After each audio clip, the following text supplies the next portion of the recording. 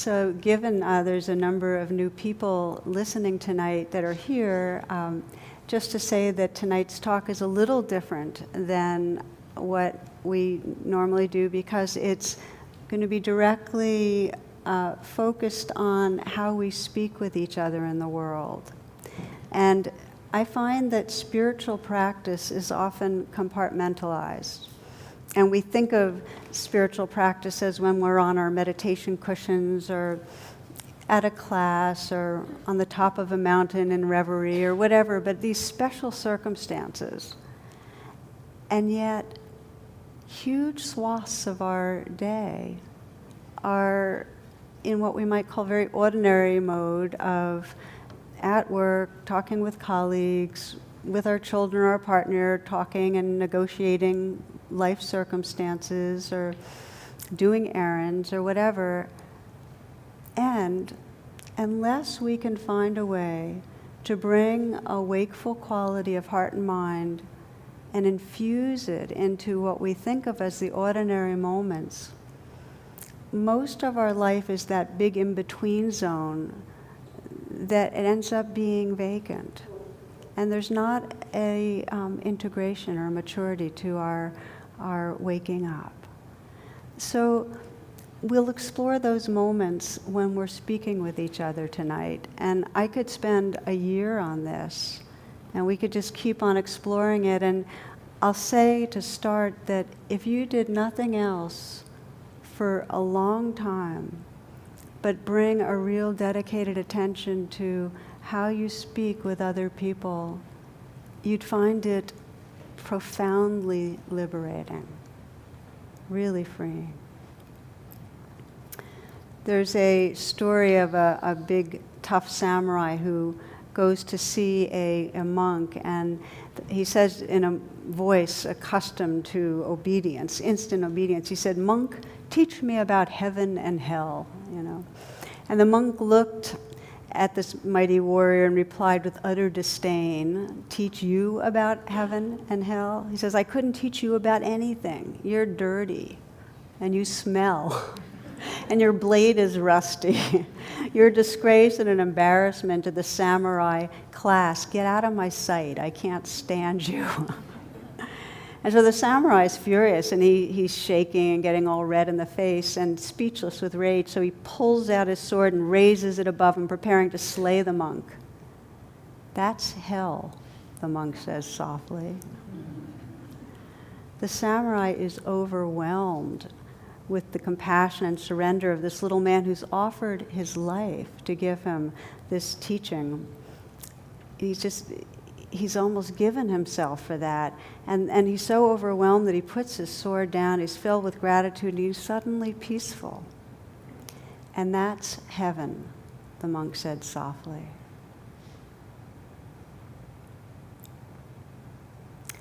How we relate to each other can either bring an experience of heaven, of freedom, of this loving that's not being held back, that's flowing, of creativity, of beauty, of mystery, of adventure.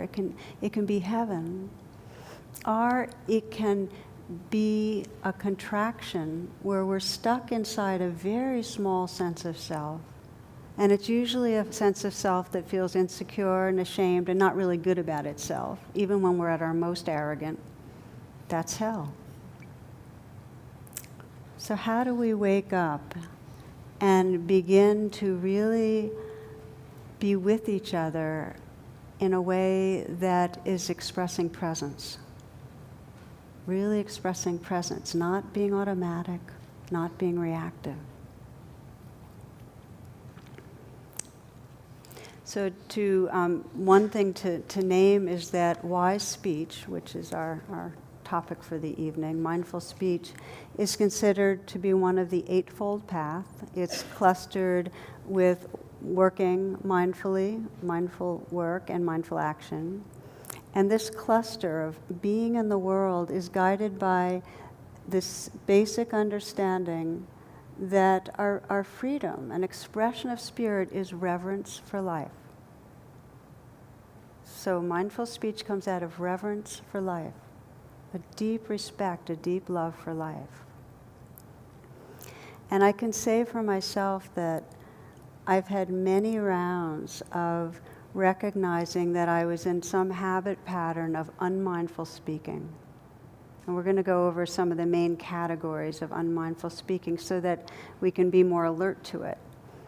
But I'd recognize it and really get the dukkha, which is the word for suffering, how much it was creating separation, how much it was keeping me inside a mind state that wasn't pleasant.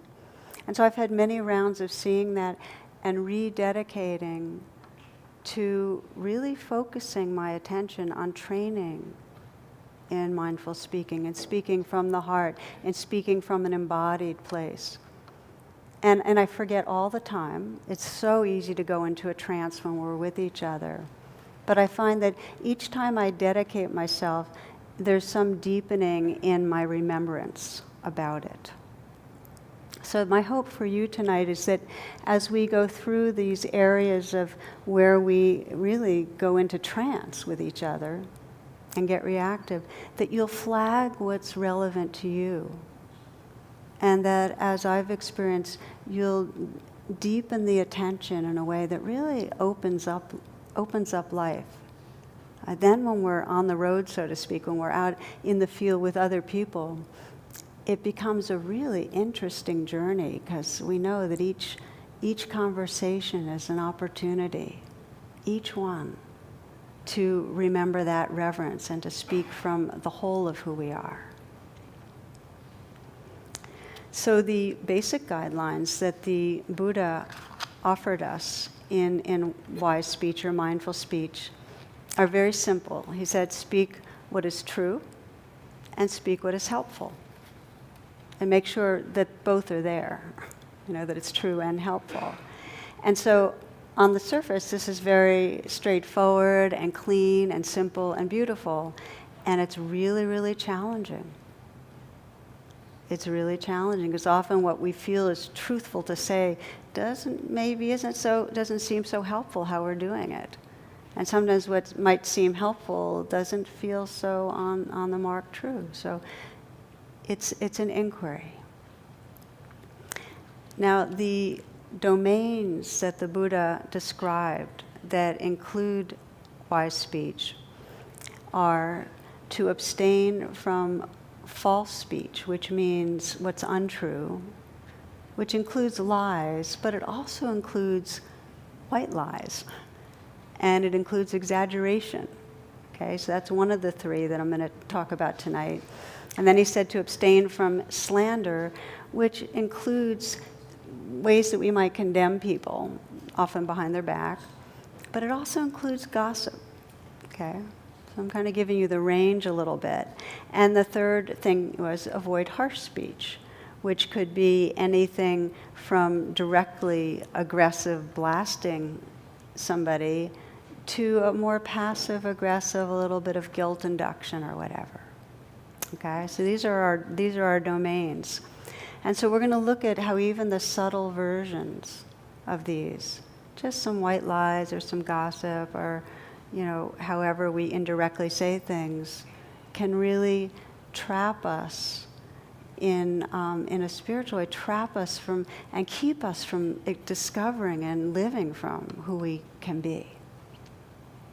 So we'll take them one by one. And when we begin with false speech, untrue speech, this is pretending, exaggerating, lying, and so on. If you look in Amazon for books on deception, there's a huge number of them. It's an increasing number in the field about what makes us lie, how come we do it, and how frequently we do it. Some of these might sound familiar as just the most popular white lies. It wasn't me, or gee, you haven't changed a bit. The check is in the mail. I never got the message. She's only a friend. Oh, your baby looks so beautiful. And that looks really good on you. I'm starting my diet on Monday. Thank you. Dinner was so delicious. And this is called a dude lie. My best friend's a good guy. He's just finding his way. Translation, he's an alcoholic and a womanizer who can't hold down a job, but I've known him since we were 12, so I can't say anything. So these are from the internet, and we know them. We know how often it is that we exaggerate or say things that aren't exactly what we really mean. It's a habit, and there's a consequence. But the reason it is so pervasive, deception is so pervasive, is that it's one of the main tools in evolution for surviving, for getting what we need, and for gaining advantage. You know, camouflage, take camouflage. I'll give you a few more examples because I was just reading this week about a certain kind of hawk that they found in France, that the males have permanent female plumage, and they're not attacked as much, but from other males don't attack them so much. And they get all sorts of benefits. And then I was reading about these garter snakes, and they emit, when they come out of hibernation, they emit these feminine hormones. And what happens is that garter snakes form mating balls of about 100 males to a female.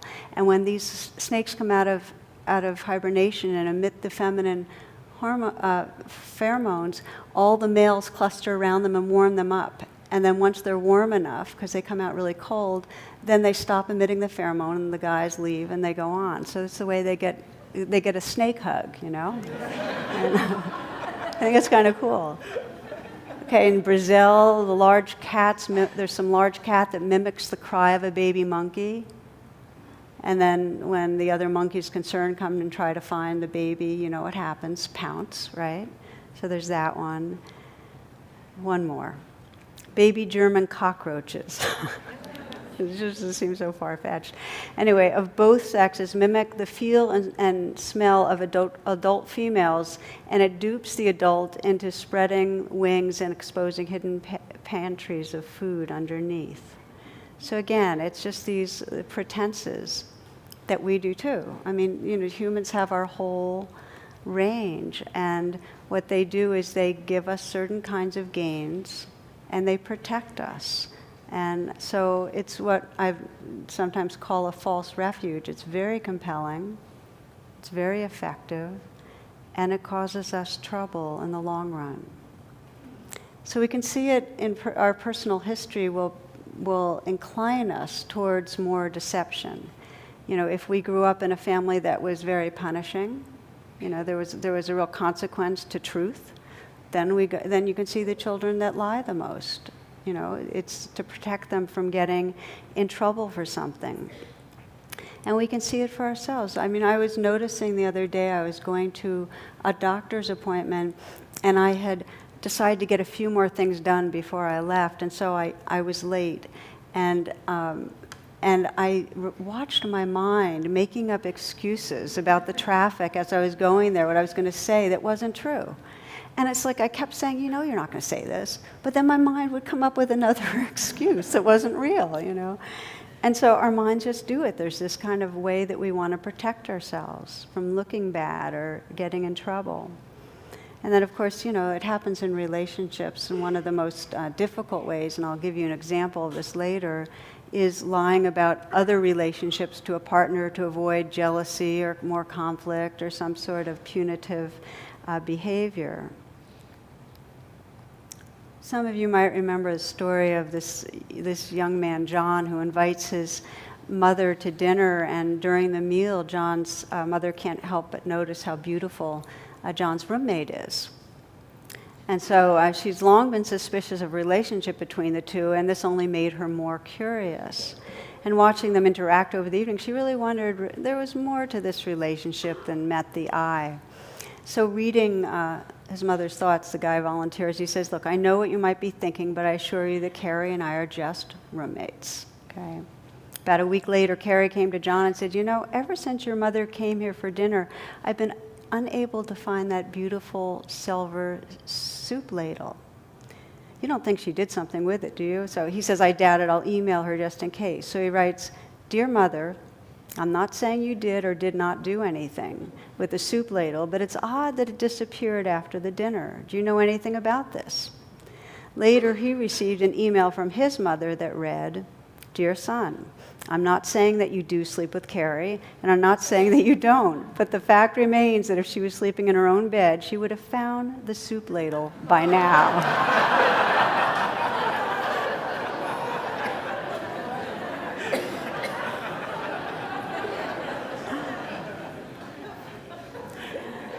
So when we expect some sort of punishment, we shape events a certain way. And we will lie for personal gain. And again, we can see it in our history.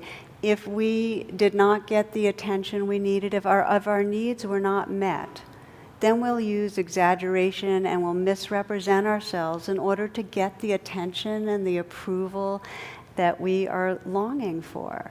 So you can see it. I mean, how many of us will exaggerate something positive, exaggerate an achievement or the kind of good feedback we got from someone? You know, the classic fish stories of how big was it? You know, we do that. We also pretend with each other to agree sometimes. We kind of mime each other in a way so that we can have more connection. So we sometimes withhold or misrepresent our beliefs or where we're at so that we can just be getting along and having good feelings with other people.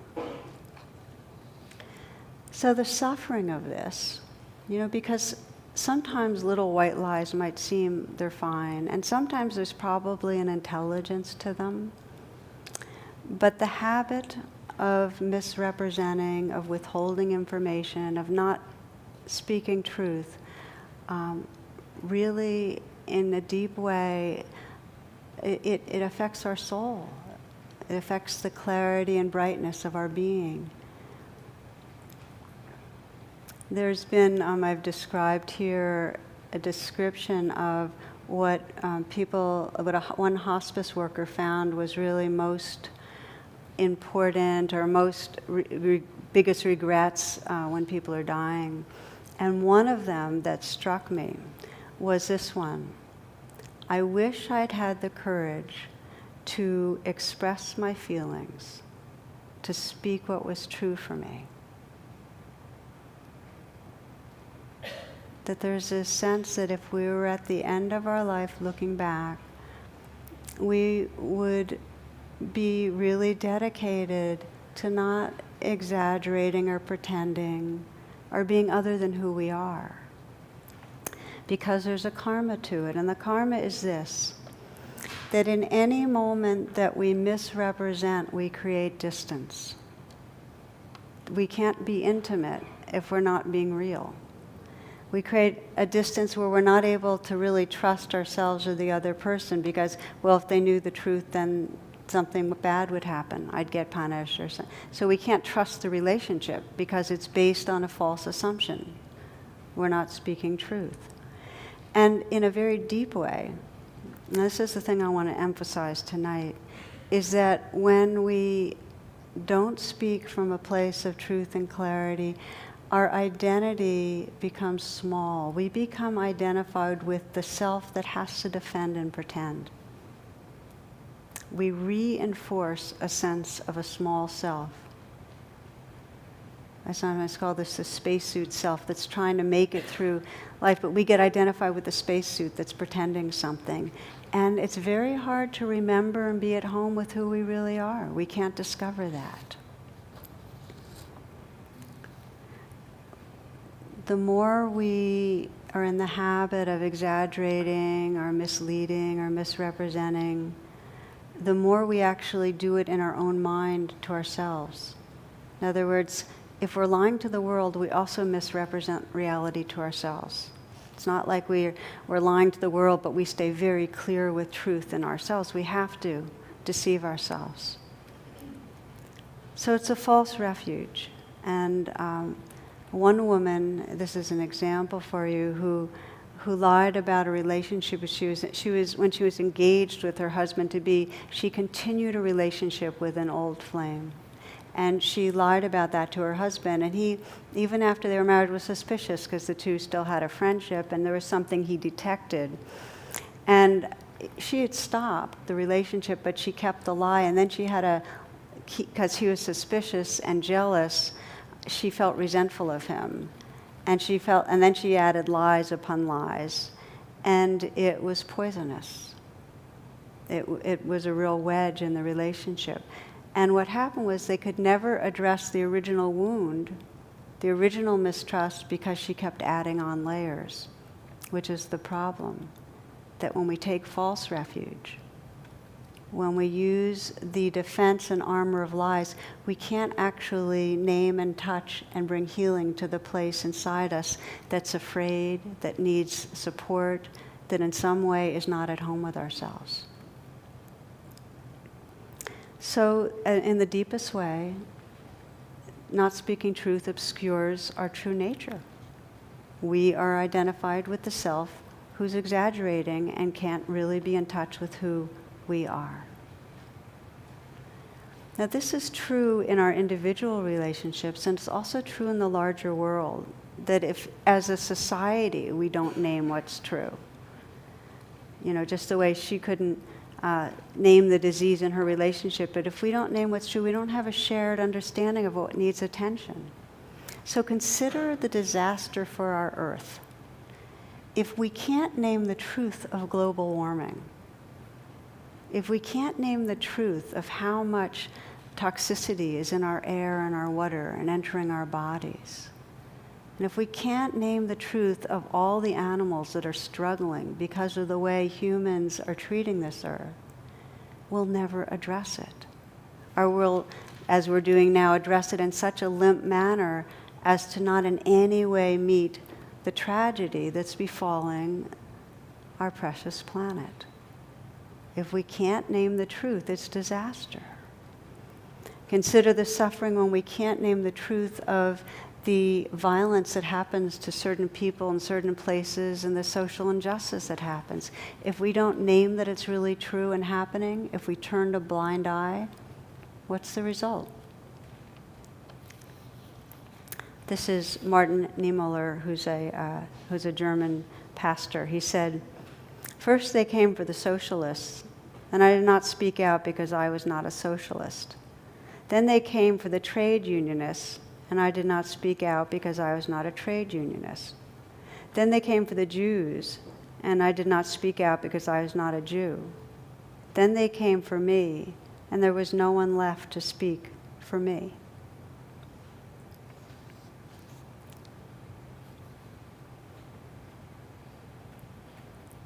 So you might just take a moment, we'll reflect with each of these categories, just to take a moment to close your eyes and just sense, if you can, with interest. And this reflection requires your interest, not judgment, an interest and a care, to just notice for yourself where in your life you might be in the habit of either lying about something or slanting things a certain way to make a point, or exaggerating to get approval or impress, where you might withhold something that's true out of fear, where you might not be speaking your truth, or where you might be speaking something that's not quite true. And it may be that this is not something that matches for you. You might find that you feel aligned, and that is good to honor. But if it's not the case, this can be a real gift to the soul to begin to notice, oh, this is something I want to really become more aligned in.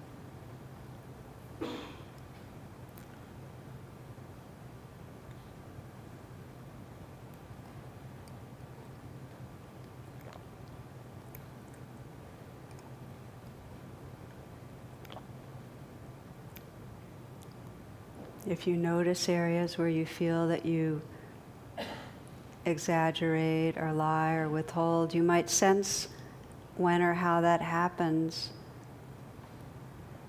and what your sense of self is when you're using false speech or withholding truth. What's your sense of self at those moments? Just so you have a flag, a reminder.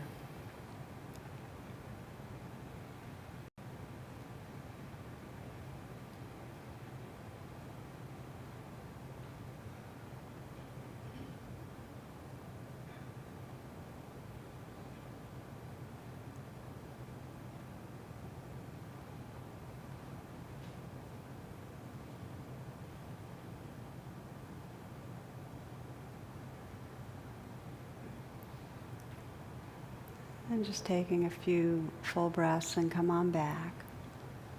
So that's one category, okay? Now the next category is slander, or its more light form is called gossip. And this is something we do when we, in some way, we all compare ourselves to others. And gossip or slander comes when we in some way want to put someone down or put ourselves up. And it creates division. I mean, gossiping creates division. There's that person, and then there's us or me. And so, from an evolutionary perspective, I'm not sure of other animals that gossip regularly or slander each other. But I do have one story to share that, after a retreat, we often feel very open and raw and so on. And sometimes at the end of a retreat, I share this little story or this cartoon of there's this mess of sheep, a flock of sheep, and then these two that are kind of over on the side, and they're obviously talking about one of the sheep in the group, and they say, every time she comes back from being sheared, she can't stop talking about how vulnerable she feels, So that's sheep gossiping, at least. So what makes it hard to give up? I mean, think of it. I remember when one of my teachers, Joseph Goldstein, was talking about his practices with wise or mindful speech, and he was describing gossiping. And again, it's one of these incredibly pervasive things, talking about others when they're not there in a way that's not completely reverential, right? I mean, it happens a lot. So, to say to yourself, okay, I'm not going to do that. I'm not going to talk behind anybody's back in a way that I wouldn't speak right to their face. So that's what he committed to. And he said he has conversations with others, had a lot of silence, with a lot of quietness, So what makes it so hard to give up? And part of it, as I mentioned, is that there's some pleasure, some sense of boosting and inflating filling out of the who we are when the other is slightly less. It makes, there's a putting us up, putting other down. But it's incredibly seductive. I mean, think of the best-selling papers in the world are the tabloids and newspapers at a supermarket, right? And what are they? I mean, they're just basic gossip, slander about people that are very well known, and we have some fascination that we can't get rid of. So we get interested and we get entertained, and this mind is restless, and we find with others that sometimes it's the easiest pathway with people that are our friends or partners or whatever to entertain ourselves and boost ourselves by talking in a slightly disparaging way or a very disparaging way about others. And it causes suffering. And just to say that slander doesn't always, it's not just what we say, it's also what we don't say. Because if we're with a group of people that are slandering or talking in a demeaning way about some other group, some other group in the population that's a minority, making jokes that are demeaning, and we don't in some way say anything, if we laugh along, if we act like we're part of it, we're part of it. So, the suffering of it is that in any moment that we have any judgment and we speak out that judgment, actually makes it more full-blown about others, a negative aversive judgment, we are basically creating that armoring around our heart that pushes others away. We're distancing from others, and we're creating a self that is in some way an aversive self. That is our spacesuit identity. One friend, and by the way, it doesn't matter whether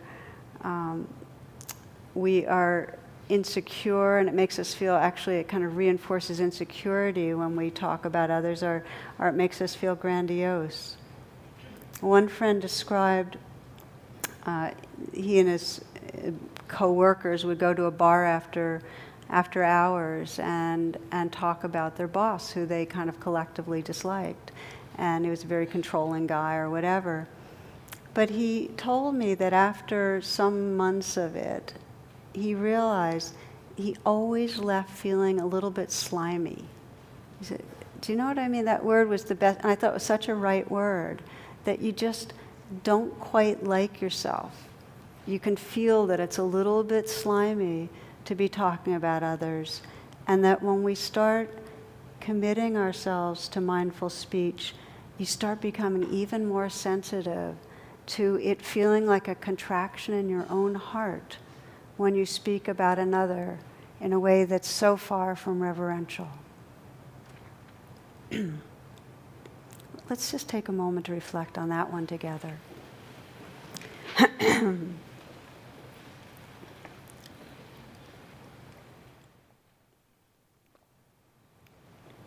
So this is just, again, with interest, without adding judgment to yourself. Because we know if we are very hooked on gossiping in a negative way about others, our mind gossips negatively about ourselves. Judgment is judgment. It gets directed outward and inward. So sensing where this might be true for you.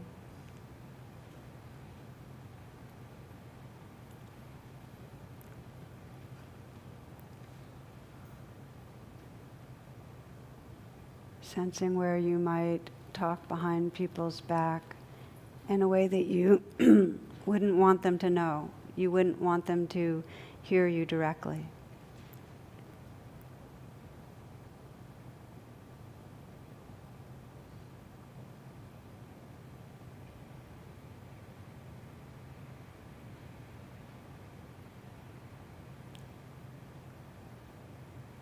And noticing your sense of yourself when you're in the midst of that. Do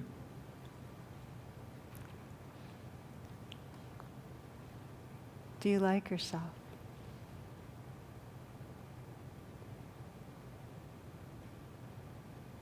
Is this the heart-mind that you have touched at other times when you're really open and free?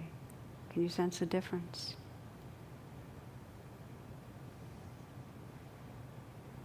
Can you feel it in your body? Can you feel it in your mind, the difference of the self-sense when you're talking about another in a slightly disparaging way, and who you are when you're sincere and open-hearted, when you're really at home in yourself?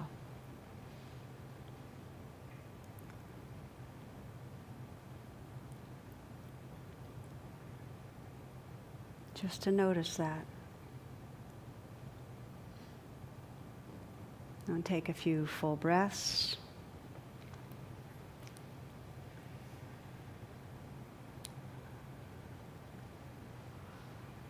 Okay, this is the last one. The guideline to refrain from harsh speech, meaning speech that will cause pain. It could be harsh speech that we're scolding or attacking directly. It could be harsh speech that there's kind of an insult, that we're insulting somebody, putting them down. And many of us know this one. It's the speech we regret often, but it comes out more impulsively than the others. It's a little less deliberate often. And it's when a child doesn't cooperate and we kind of lash out, or we say consequences, we start threatening, our partner comes home late or doesn't drive the way we want them to. Driving's often the place where a lot comes out. Have you noticed that? It really brings up a lot. It happens with people that live together. Somebody leaves a mess, somebody spends money in a way that we don't think is right. Judgment, lashing out. So that's harsh speech. And it always has the intention to control in some way, that we're trying to control or push away. So the guidelines, again, to speak what's true and what's helpful. And with harsh speech, we might say things that are true. But if the way we say it is angry, aversive, wanting to hurt, does it help? Now, I'm often asked the question, so when somebody has caused harm, or we're supposed to be all nicey nice, and we're not supposed to, speak, and this goes for the slander thing. We're not supposed to speak negatively, and we're not supposed to have any anger at all, and so. And the response to that, because that's a really big question, is that, of course, we have to speak the difficult truths. Withholding the difficult truths is the inaction. The not speaking is an action. And, because we don't want violators to get away from harm. It's like Niemöller's thing, if I didn't speak up for the socialists and for the Jews, we have to speak up. Yet, it's not so helpful if it's coming from a place of anger or hatred. Why? Because the very thing we're speaking up about, some violation, we're just adding another violence to it, our energy. And the truth is that when we speak, people hear the tone of our voice.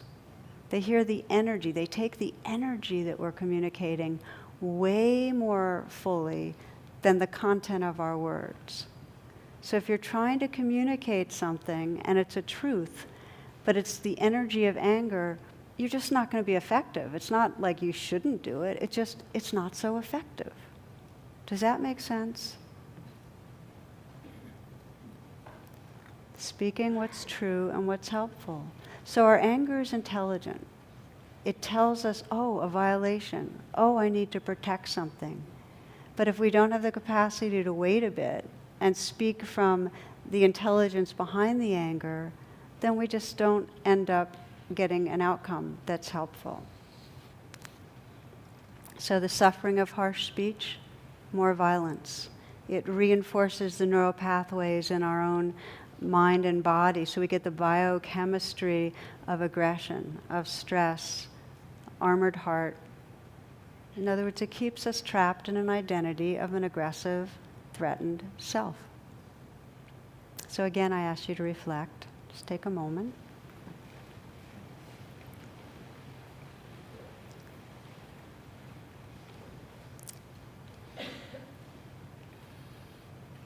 And just sense where, for you, you might be paying more attention to harsh speech, and whether it's the aggressive version or the passive-aggressive version, where there's some guilt, something guilting, or in some way coming in sideways, where you are landing your judgment anyway.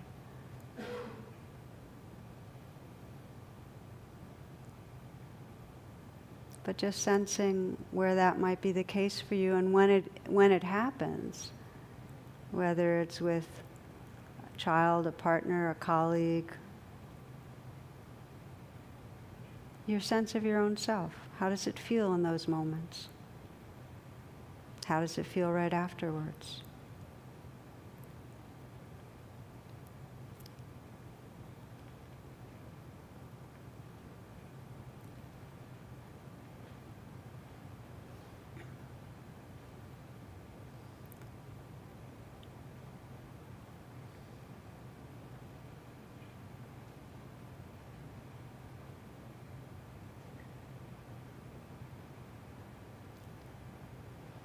And taking a few full breaths.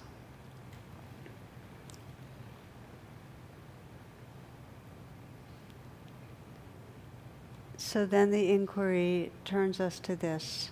If we begin to identify where we are not mindful, where we are in some way in the grip of reactivity, that's a huge, huge step towards coming into wise speech, into having a very healing way of being with each other. It really is the shift from hell to heaven. And how do we activate that? There's a few pieces that are important. The first is obviously your commitment. If you, after listening, have something more in you that feels dedicated to speaking from presence, to speaking in a way that's wise and healing, that opens the door in a big way. Then there's a few key pieces. One is getting the knack of pausing, that when you're speaking and if you find yourself gossiping or you find yourself you're getting aggressive in some way, or you find yourself exaggerating, that you get the knack of pausing in the midst, or pausing before you say something's even harder. But there's three different possibilities. Either you're going to do it, you're going to have the sense of about to say something and you're going to pause. That's the hardest. Catch yourself in the middle, a little bit easier. Or afterwards you pause and you reflect and you learn something from it for the next time. The main thing is don't get judgmental of yourself or punishing, because that really binds the whole deal up, okay? Just pausing when you can. So that's the first piece. You'll remember that line I love so much. Between the stimulus and the response, there is a space. And in that space is our power and our freedom. So there's going to be a stimulus for you to say something. And if you can pause at some point, that space will begin to tap you into the freedom that's possible. That's the first. The second is learning to inquire and find out your intention. What's the intention under what's going on? If you're gossiping, what's your intention? If you're getting harsh, what's your intention?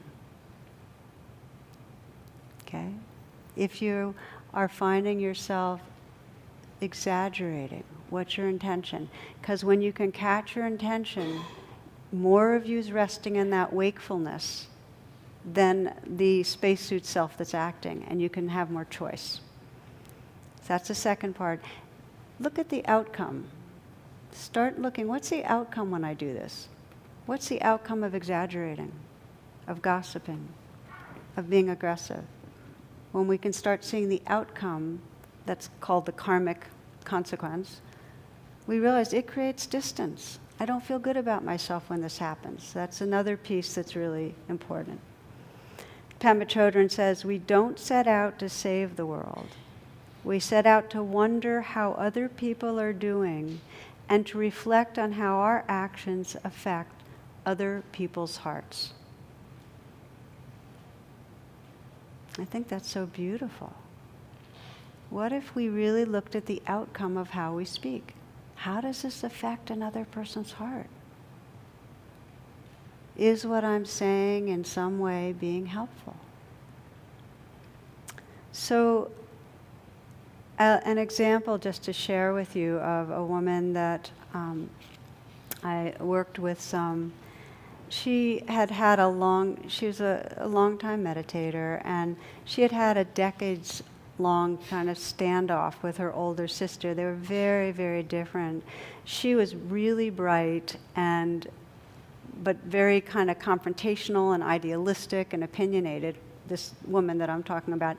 And her older sister was more conventional. I mean, this woman, growing up, she was impulsive, and she was the family bad girl, and she'd always get into trouble. And so she and her older sister, very different temperaments, and ended up not having much to do with each other as adults. But after their dad died and their mom got sick, they ended up coming together around different, times for family gatherings. And at one, she went ready for difficulty, because she always deep down felt like, that her sister was the one rejecting her. That was the feeling she had, that she was too much to handle, that feeling.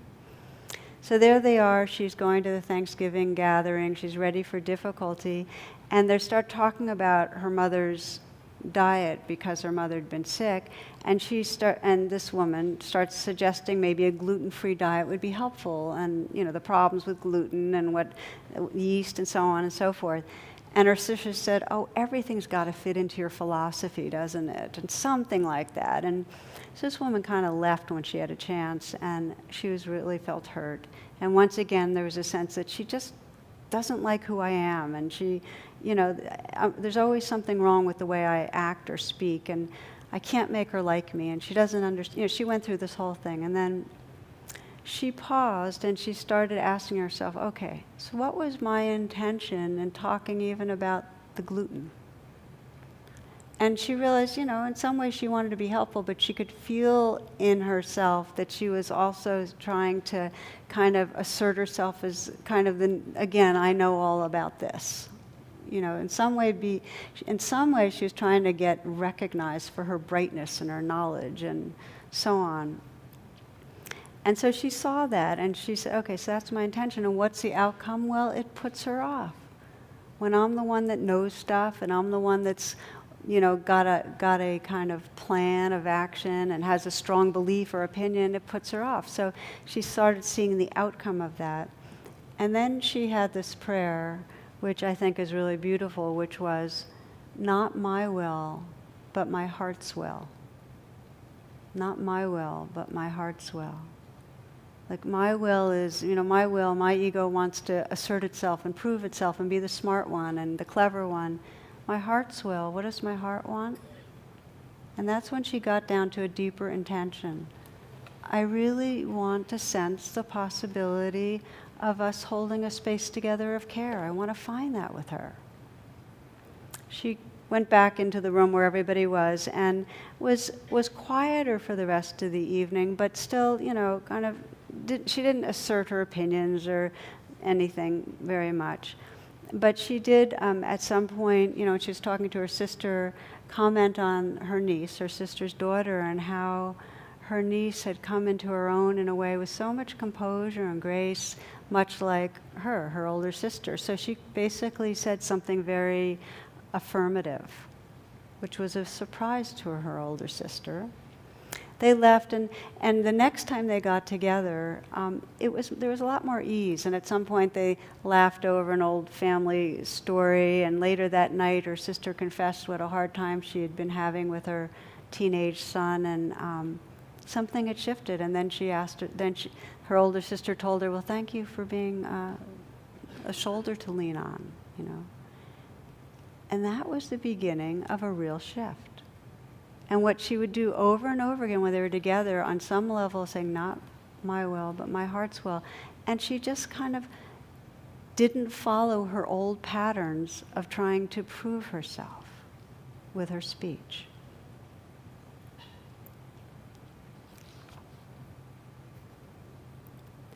Wise speech arises from presence. It really arises from presence. It's just like meditation. It takes practice because we have habits of a lifetime of how we want to show ourselves to the world. That spacesuit self has a way of talking. It's very hard unless we learn to pause, unless we ask ourselves, really, what's my intention for this? Unless we start looking, what's the outcome when I say this? And then remember what matters to us. Those are the steps. So last piece I'd like to do is just to name a little bit of the blessings of coming into this presence and naming what's true, but with a lot of heart. And one of the blessings is that it allows for a profound intimacy with others. I mean, the given is that each of us has a lot of imperfections and what we'd call flaws, and if we can acknowledge them and not cover them up, then we can work with them with each other. Robert Johnson writes this. He says, the night before their marriage, they held a ritual where they made their shadow vows. The groom said, I will give you an identity and make the world see you as an extension of myself. The bride replied, I will be compliant and sweet, but underneath I will have the real control. If anything goes wrong, I will take your money and your house. Then they drank champagne and laughed heartily at their foibles, knowing that in the course of the marriage these shadow figures would inevitably come out. They were ahead of the game because they had recognized the shadow and unmasked it. Do you see? We spend so much energy covering the shadow, feeling like it's unsafe, that we have to defend and protect and cover. What if we started practicing naming what's true? Naming the truth. So then there's speaking the truth of what's good. To be able to, just as this woman did with her sister, name what we see that is good. It's as Naomi Rachel Remen describes, she describes her grandfather doing that. She said he died when she was 7. She said she had never lived in a world without him in it before, and it was hard. He had looked at me, she writes, as no one else had, and he called me by a special name, Neshumala, which means little beloved soul. There was no one left to call me this anymore. At first I was afraid that without him to see me and tell God who I was, I might disappear. But slowly over time I came to understand that in some mysterious way I had learned to see myself through his eyes, and that once blessed, we are blessed forever. Many years later, when in her extreme old age my mother surprisingly began to light candles and talk to God herself, I told her about these blessings and what they had meant to me. She had smiled at me sadly. I've blessed you every day of your life, Rachel, she told me. I just never had the wisdom to do it out loud.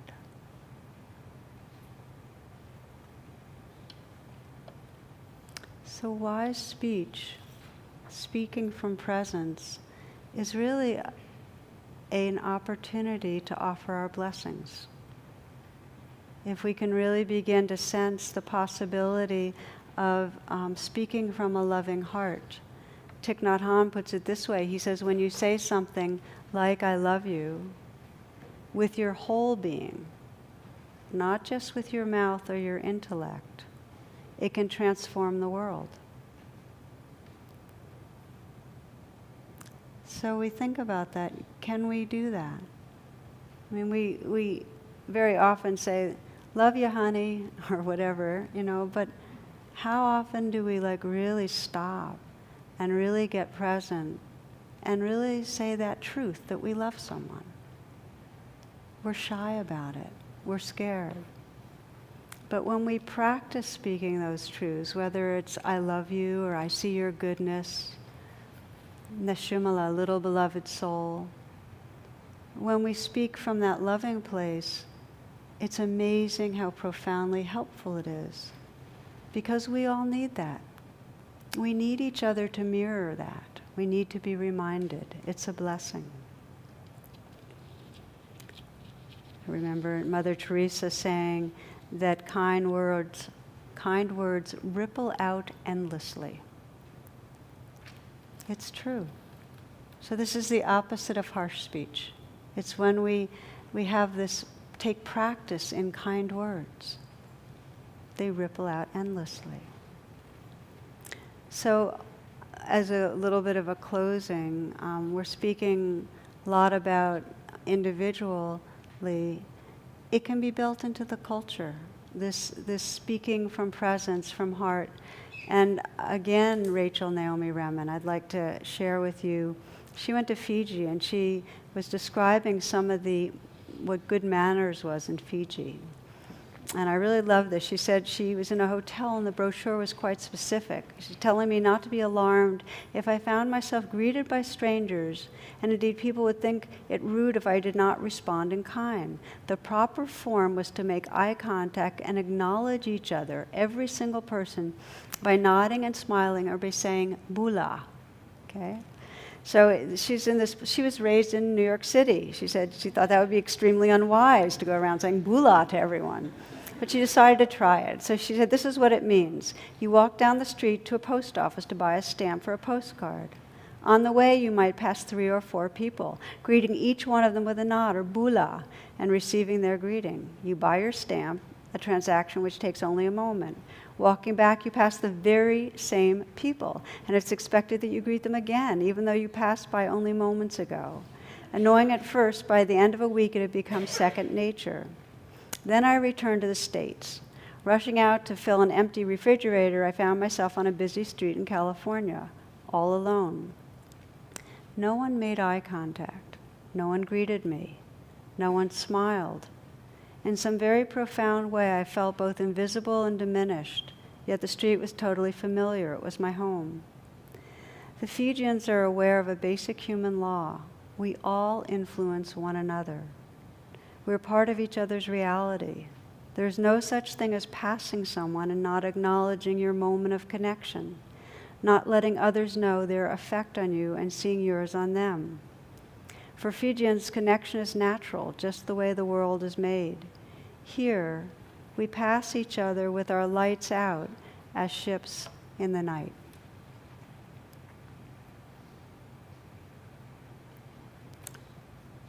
So the invitation in our personal lives and as a culture is to wake up our hearts and express these hearts with kind speech, with wise speech, speaking our truths, really showing up. So I'd like to close with just a very brief reflection, if you will, just to close your eyes.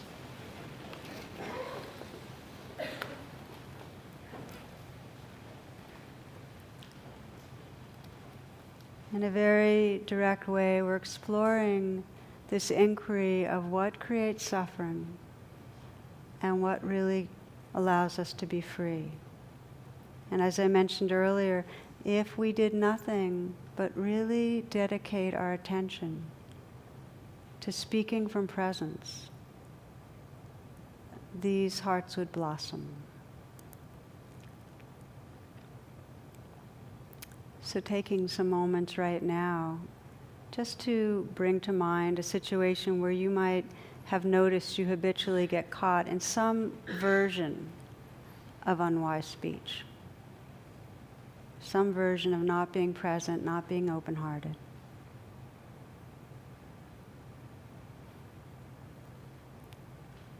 Bringing that to mind. Just bringing to mind a situation, just picking one, and this will give you something that you can, if you have one specific place to pay attention, you'll find a lot more waking up than if you leave this talk and think, okay, I'm going to be mindful in every situation.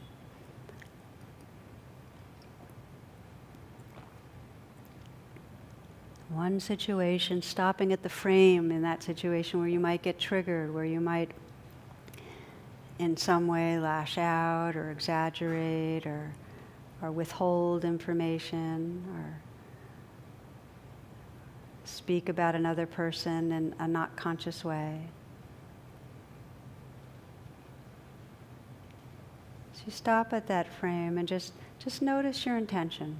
What intention you're coming from when you're getting caught. Is it just to kind of distract yourself or entertain yourself? Is it to impress? Are you trying to control something?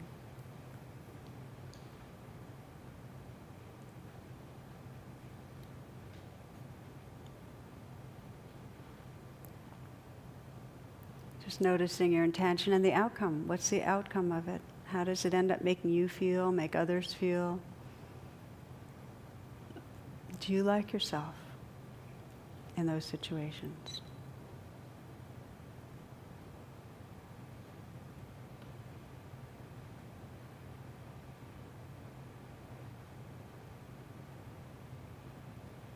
And sense your deepest intention. What is your deepest intention? How do you want to speak? What's the effect you want to have? Where do you want to be living from in your own being?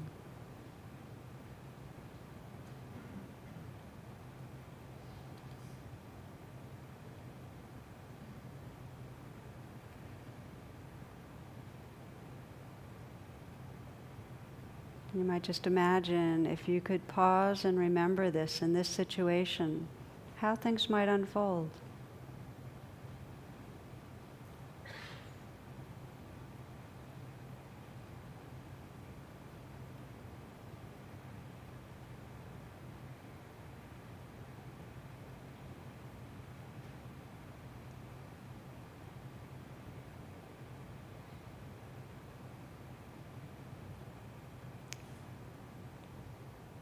And just feeling your aspiration to speak from presence in this situation, in the situations of your life.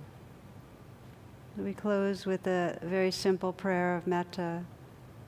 May we remember and feel that purity of heart that's really our Buddha nature. That purity of heart that cares about and reveres this life. May we remember that. May we call on that. And may we see that purity and goodness in each other and call that out, bring that out, help it to blossom. May all beings realize and trust the loving presence that is their true nature. Namaste.